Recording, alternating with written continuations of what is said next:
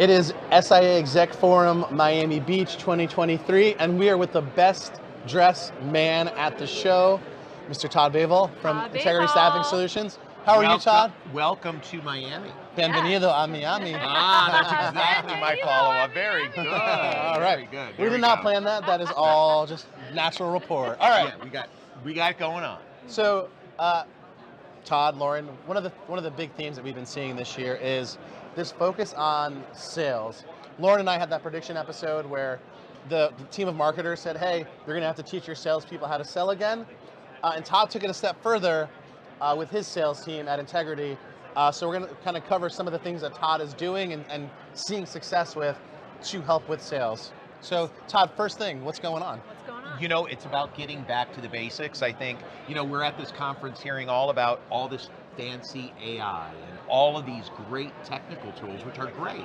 Yeah. But I think we have to get back to the basics. And some of the things that we're doing are with our team is getting our leaders to engage with our sales team with the prospects, really getting into the sales process again. Yeah, I think you're 100% right. This whole idea, look, Rob and I talk about it all the time, the shiny toys. It's really easy to get caught up and captivated by all the sparkly new toys when really we got to focus on relationships, particularly now because a lot of other agencies are over-automated, pushing customers away, and I think now is the time to bring them back in. With all of this automation, Exactly. right, we should be able to spend more quality time on the, what's our rule? What's our rule? So Automation? robots for things that you don't need humans for, and humans for relationships. Automation on repetition. You say it, yeah, you say it way better. Automation on repetition, people on relationships. She's in branding, not me. Bingo, I love it, and that's exactly what we're trying to do, which is if our sales team is working with a customer or a prospect, really looking at how can we as leaders move that conversation forward with either a soft touch email or a phone call to introduce ourselves. Just basic communication. And I love that because that's such a nice touch, but it's simple, right? Like, Yes, it's the little things that are going to make the difference. well, it's the second voice too, and it's that one step up trust level that you get when, you know, the CEO of the company is like, hey, just want to let you know, I know my team's working with you. Feel free to reach out to me if you need anything. Yes, So. and I'm seeing a return of the 3 deep methodology. We Yes. have always been really good at getting 3 relationships deep at a customer, but we don't allow them to get 3 relationships deep Yeah. on our side, and it's a I mistake. loved when you said that, and I said that to someone, and like their head exploded, and they were like, we need to do it. Yes, Yeah. 3 deep on both sides. Yeah. So if we have turnover in our industry, let's not talk about it. Exactly. Let's talk about it and have a strategy for it. And that 3 deep methodology ensures that the relationship stays with the agencies. Because how many times have we had a recruiter or a salesperson that says, that's my client? Yeah. And you know, that I agree with you 100%. It's making sure that the salesperson and their leaders, whether it's a regional manager, our CFO, Yes. our COO, Yes. connecting with those related individuals in our client companies. Yeah. It makes sense. Yeah, right? like COOs meet COOs, CEOs meet and like Yes. it makes you feel like again, it protects you as the business owner. It also protects that business owner too, because if the sales rep leaves and you can't get support, or your implementation person leaves and you don't have an email for the next person in line, right? Like, I mean, I think I'm talking SaaS, but the same thing applies anywhere, right? Like, you're going to be left in the dark, and that's not a nice thing. That's not a good feeling. No, it's not. But that cohesive relationship between recruitment and sales is such an advantage to customers. Oh yeah. Because you get to say, all right, we've got the order. I want to introduce you to experts that are going to Yeah. fill that order. Here's my recruiting Absolutely. manager. Oh, and do you mind I'm going to introduce you to my CEO. Can you pass him into your CEO? Yes. It will help you not only deepen the relationship, but expand the relationship. And at the end of the day, not only does it protect the organization, but it protects the salesperson. What do salespeople want to do? They want to make more money. It sounds good. I'm in. Right? I'm all in. Bingo. How do you feel about that? I am here for that. I got to get this jacket that Todd's wearing, so we need more sales. Anyway, all right, what else are you guys doing? I know it's not just a single thing. So we're getting higher touch, and we're getting 3 deep, 3 wide on both ends.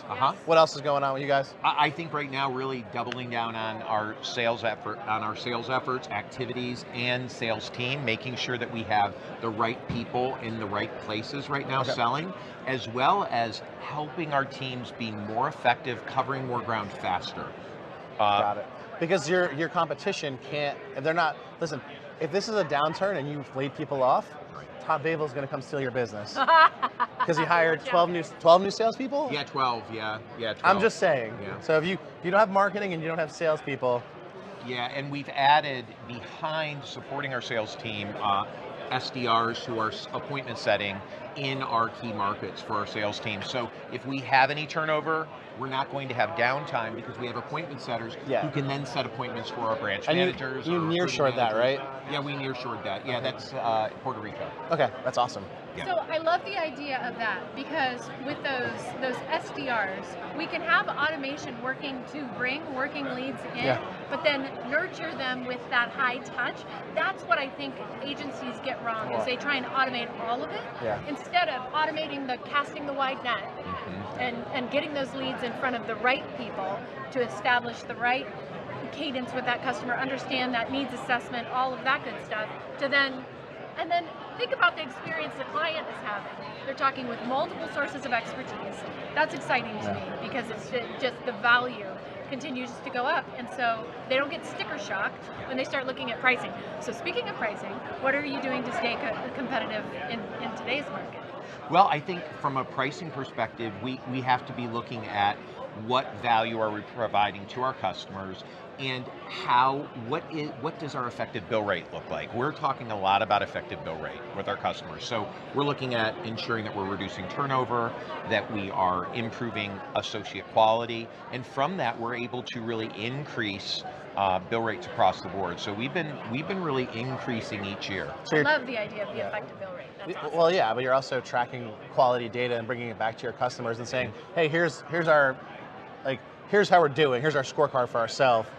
Hopefully you see the same thing, but also the rate is justified. If you want good stuff, you pay money for it. Yeah, it's value, right? We're really focused on value for our customers. I like that. But you have the data to back it up too.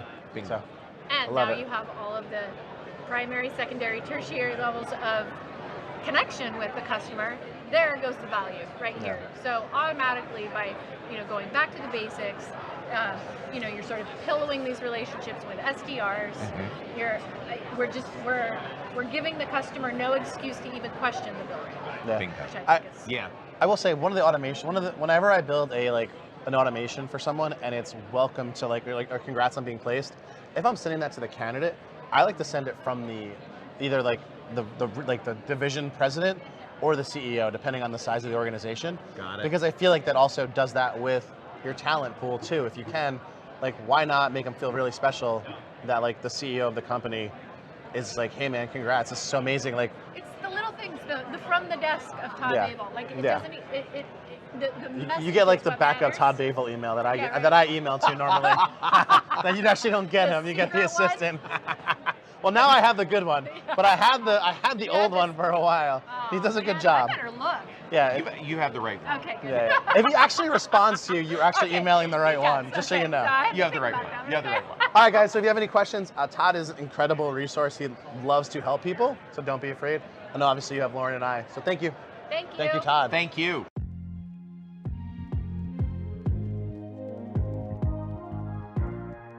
Thank you for listening to the You Own the Experience podcast. You can catch all our previous episodes at whyWePodcast.com and learn more about our thriving staffing community by signing up for the Why We newsletter. And coming soon is Staffing Huddle, an online open community dedicated to your staffing success. I'm Rob. And I'm Lauren. Go do something good.